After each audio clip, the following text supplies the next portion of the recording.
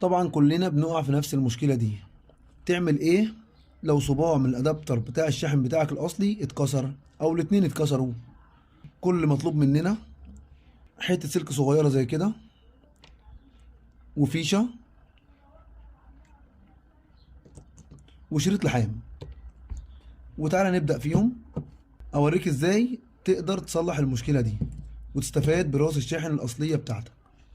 هنجيب دي كده نقشرها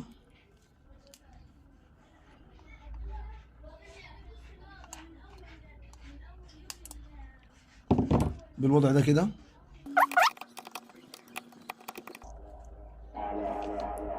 وهنديها الزير زي كده. هناخد الطرف الاول في المنطقة دي كده وهنلحمه كويس،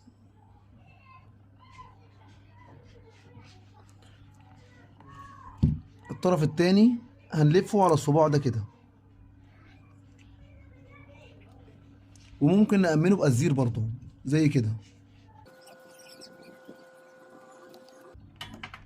بالوضع ده كده. بص كده،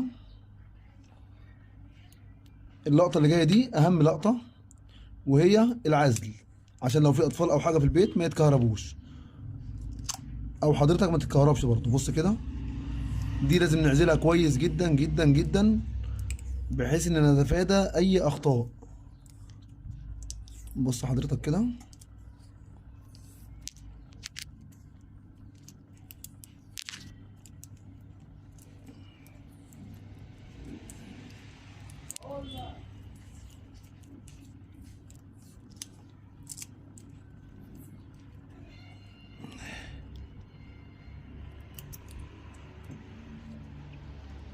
أهم شيء في الموضوع عملية العزل تكون كويسة جدا جدا بحيث إن محدش يتكهرب منها بالوضع ده. وهنيجي في الطرف التاني ده وهنركب الفيشة بتاعتنا